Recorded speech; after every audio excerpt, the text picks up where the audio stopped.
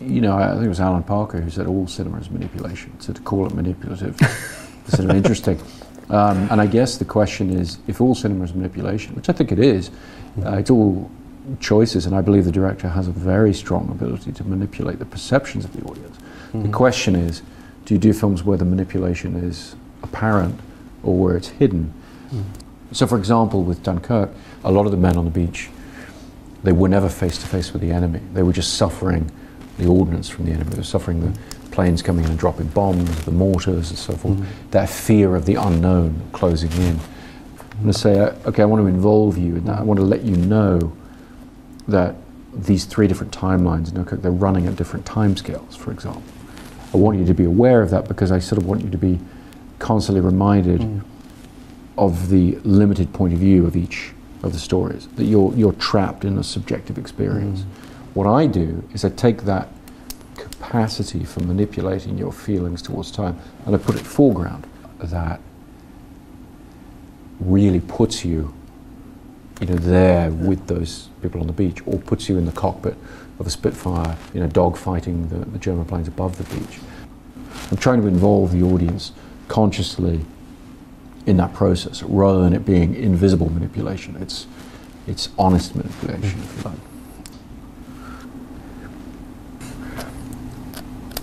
Mr. Christopher Nolan.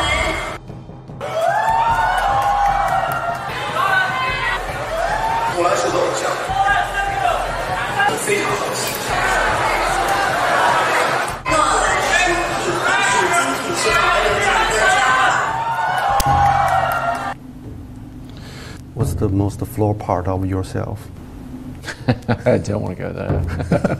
I drink too much tea. 认识这么多年，有一个话题我一直是回避的，因为就是你巨大的虚荣心就是被卷入公共世界，引起一些不知道这个讨论水平高低的争议。还是你愿意促成这样的争论？有的时候因为我兴趣不强烈，而且我整个过程中，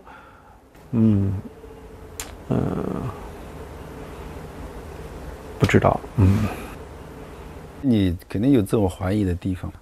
当下时代的那个刺猬和狐狸的话，你更希望做哪个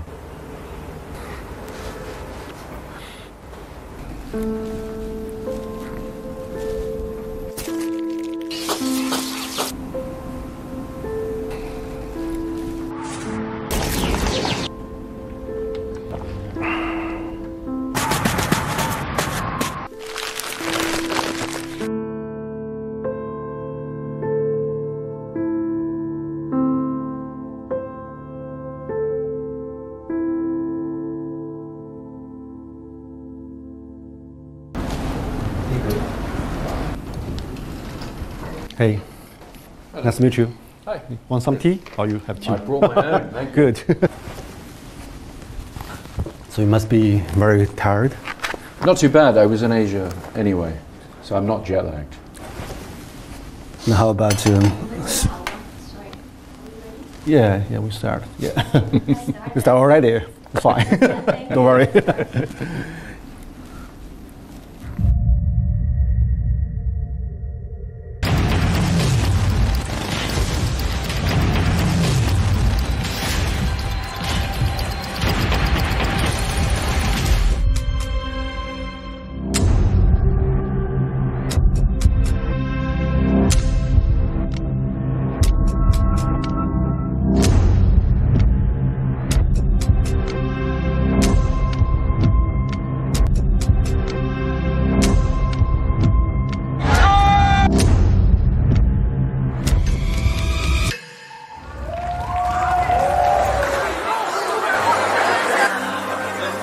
战争片的一个新鲜体验，不是一个传统意义上的战争片。拍得很好，给我一个很大的一个冲击。很有脑洞，需要有智商人看。我们都被这个画面给吸引住了。这片子更像 game，就是你是进去的。对对对。你那时候真觉得自己是飞行员。Stand at 11 o'clock. He's on me. 但你说 Nolan 的非常独特的控制性呢？它的控制性过强，当然会导致会有一个很好的结果，但也导致了就是我们想看到的更意外的东西没有出现嘛。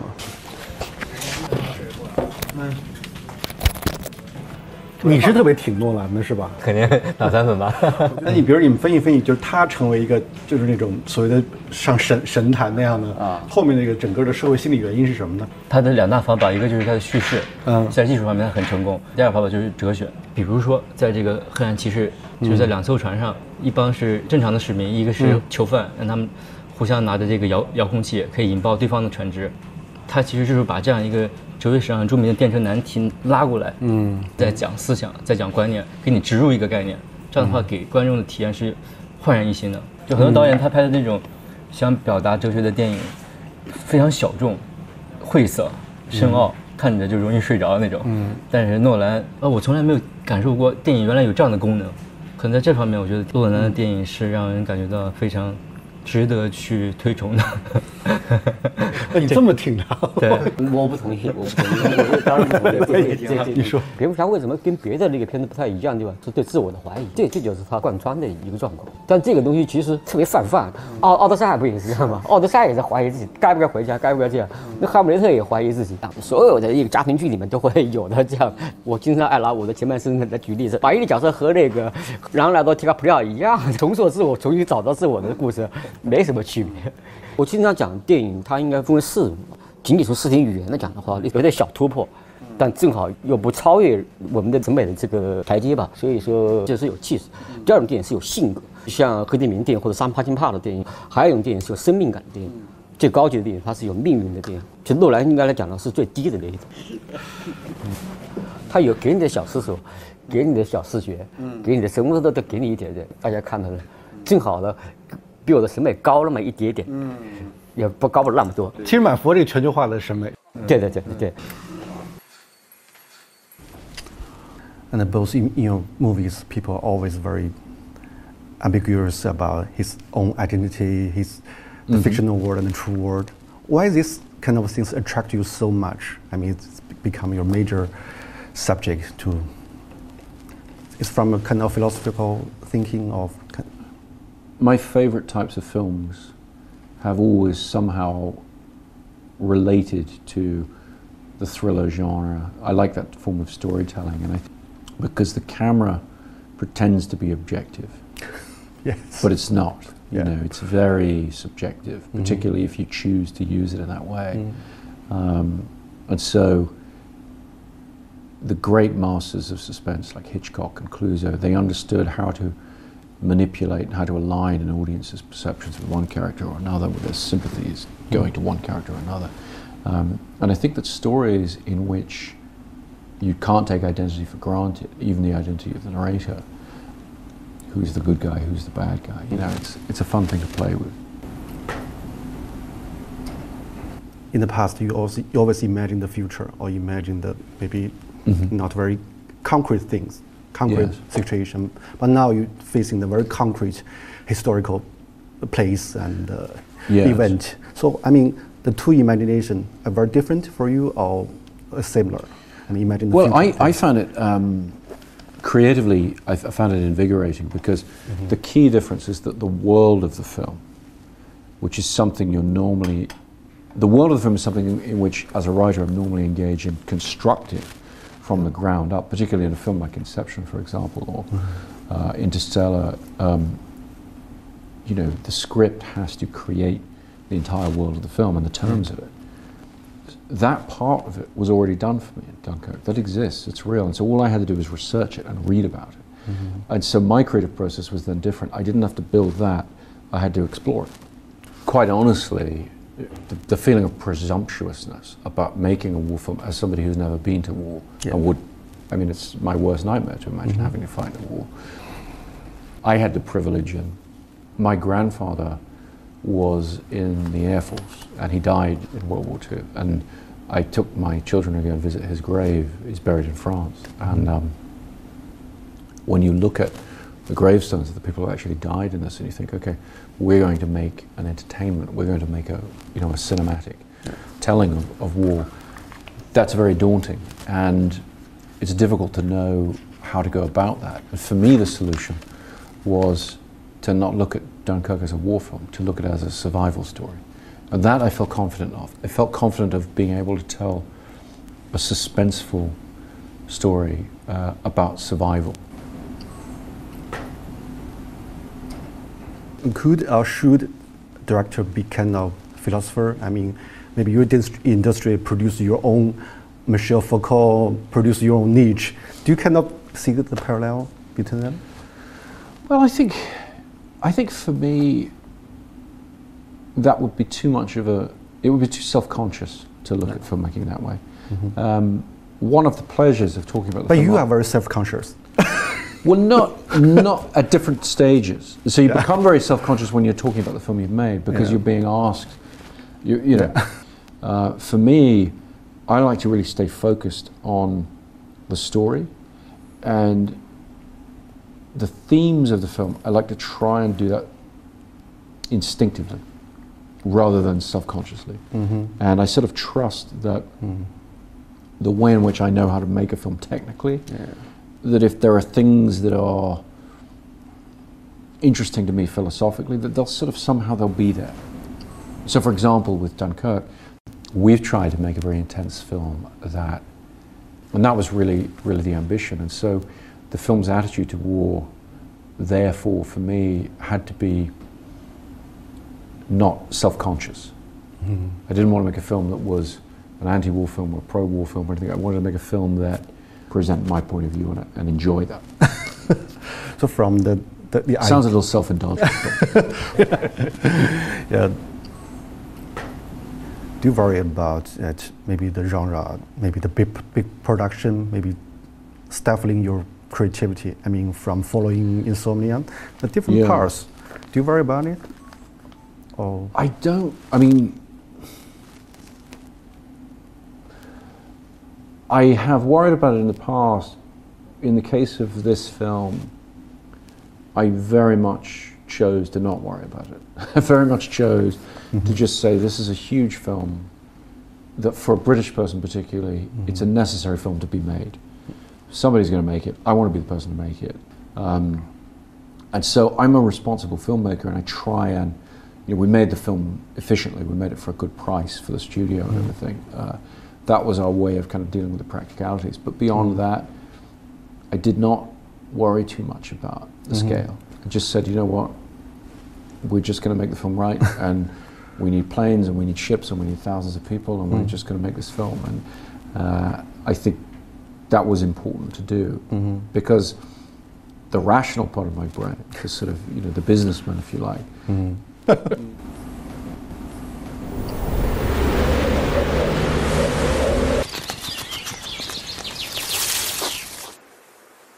你个人会更欣喜的看到更多的刺猬的出现，还是狐狸的出现？我希望他们都会越来越多吧，就是做刺猬越来越难了，变得在这个时代非常难了，就是再也没有一个单一命题可以让你执着下去了。就如果说徐老师这个外表狐狸内心刺猬的话哈，实际上除了虚荣心之外的弱点，还有一点就是他有点贪婪，就是那么多优秀的样本他都想成为，他既想成为本雅明，对吧，也想成为梁启超。对，所以我是个非常不成熟的人格。现在好一点了，现在我觉得反正现在我意识到自己的能力有限了，我非常局限性，我只能成为我自己了。我现在开始接受这点了。以前我想成为各种人，现在当然是他自己在不断的这个接收、抛弃，对吧？这个在升华的过程，你中间会希望有一天你终于不提这些人吗？为什么要不提啊？就是他们就是我的一部分，为什么要不提呢？难道每个人不是被上一代人滋养吗？被死去的人滋养才变成现在？就是六经助我嘛，就是那是一个多么瞎扯淡的事儿。康有为那样的人，他最初受到廖平的影响，廖平受到王凯运的影响，每个人都有一套思想脉络，怎么可能假装自己是蹦出来的人呢？而且太阳底下无新鲜事，你能说出多少崭新的东西吗？必须活在这些大师的阴影里。我们必须承认这种阴影，在阴影中创造一点，或者假装创造一些可以超出阴影范围的东西。就像诺兰也在他的传统里面，没有那个 Kubrick， 没有这些 Ridley Scott 这些人没有诺兰。我觉得我们做这个节目，包括做诺兰也好，我觉得我们都是在寻找某种历史意识。这些人，他不是突然发生的。可能我不喜欢这个时代的就是很多东西，原因就是大家误以为很多东西是崭新的。就是我可能希望自己是一个给一个时代提供某种就反作用力的人，或者说相反声音的人。对。What's the most flawed part of yourself? I don't want to go there. I drink too much tea.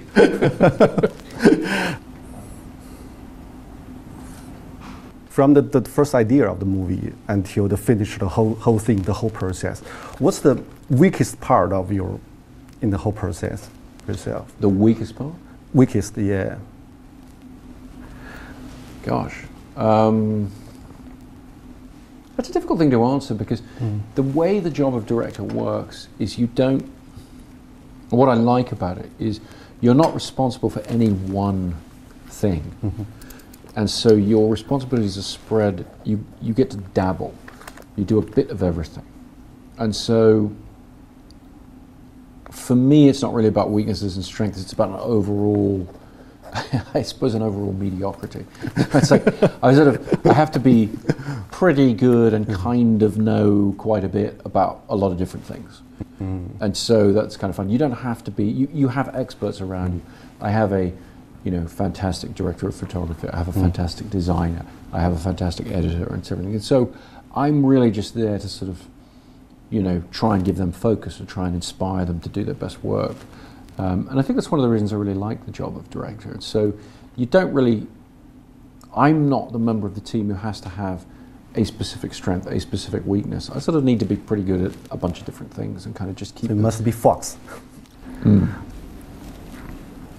Is there some kind of limitation you hated, you want to overcome it?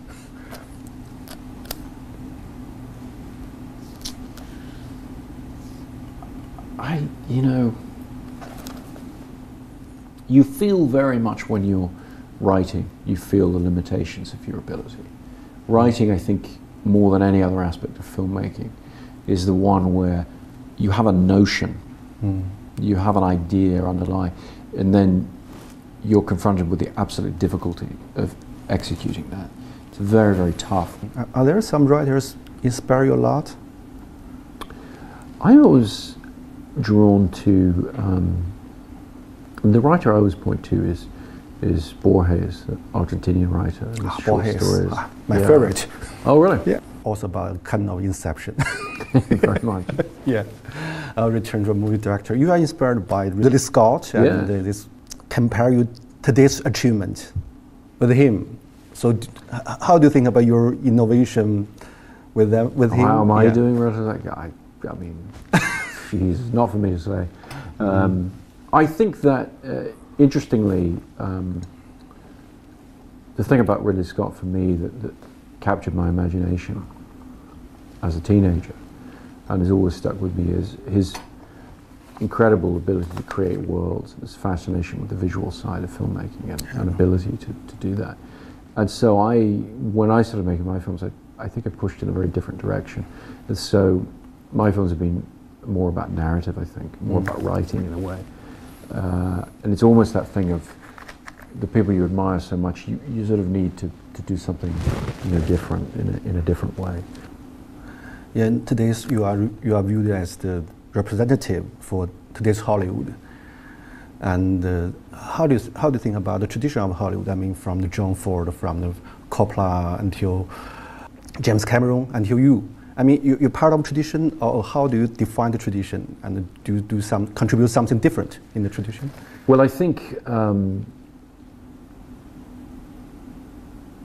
it comes back to everybody here wanting me to talk about judge myself. Well, no, it's very tough. What I feel a responsibility to do, what I'm trying to do, is add something to that development or that evolution. But I would be lying if I said I knew what it was that I could or had done. I've been very gratified by some of the responses to Dunkirk, where people have felt that it is different or that it adds something a little bit different to you know what you know a summer blockbuster from a Hollywood studio can be, you know, whatever. The thing I've tried to do was I played a very big part in you know the growth of or the dominance, I would say, of superhero films, of you know franchise properties and everything, and you know that was an incredibly important thing in my career. I've always tried to balance that side of my filmmaking with original films and bring things that aren't familiar to an audience.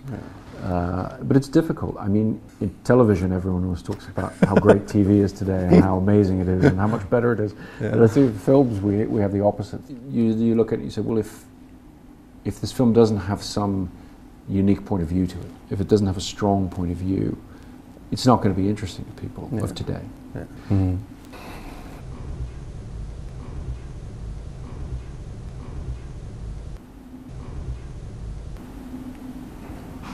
Could you imagine if you were in Dunkirk, what kind of role you will be played? You'll be desperate, or you'll be hopeful, or brave, or cowed?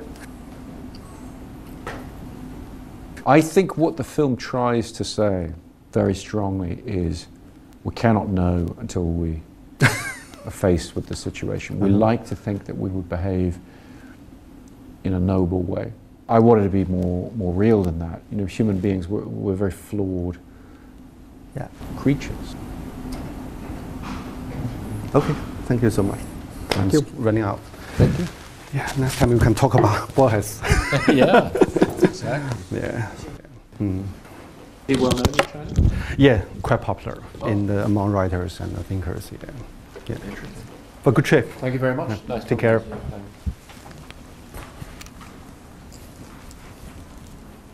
感觉刚刚开始采访结束了。他是个超级自我分析的人，还说我们问他自我分析，他自己就是自我分析的人。他是啊。自我分析可以养成吗？当然了，这英国训练最重要的就是自我分析啊。了解之后，你对他的评价比之前会高一点呢，还是说是接受存在即是合理的事实？我就稍微更理解一点，他们做出判断的时候没那么粗暴了。每个人每个行业里面都有他内在的脉络，我们很多外面的人看不到他内在的脉络是什么，所以这过程中帮我更理解了一些内在的脉络，其实也是帮我更理解这个社会的构成嘛。看你一直在做技术，是羡慕诺兰的。他不是思想家呀，你不要就是我们不能把诺兰当成一个思想家来看待，因为这个时代可能不产生那样的人，就时代的创造力是变化的，有的时代是通过一种连续性，刚才不说了那个 hedgehog 那个刺猬是一种 consistent 这种连续性、一贯性，然后甚至一种强大的单一性带来一种力量。这个时代创造力可能是通过这种不连续性、不断的更新性、不断的这种就探求不同的这种领域、不同的角色扮演性来完成创造力的。所以创造的这个模式不一样。他的访谈最直接的感受，我想是不是我们对更具体的知识的无知和不了解和缺乏兴趣，使我们产生了对单一解释的一种巨大的迷恋。这背后是我们非常深沉、非常强烈的知识上的懒惰。就像我们老追求那个刺猬一样，这是我们思维的某种特性吧。我不能说完全是缺陷，是某种特性。我们老认为存在着某种单一本质可以解释很多东西，然后我们也希望某一个人成为那种单一本质的代表。这是我们思维上的困境，这是我们非常不狐狸式的思维的困境。我觉得我们社会很多人，包括我自己，可能我们都是非常失败的思维，我们被这种单一性所控制。我希望，我有时候想警惕这种东西，包括每集我们都要老要追问一个东西，我不知道有时候我就怀疑这种追问吧。要对我来说，我觉得可能第二集真的不用，就是他如果云淡风轻就云淡风轻的。也不对，我想想啊。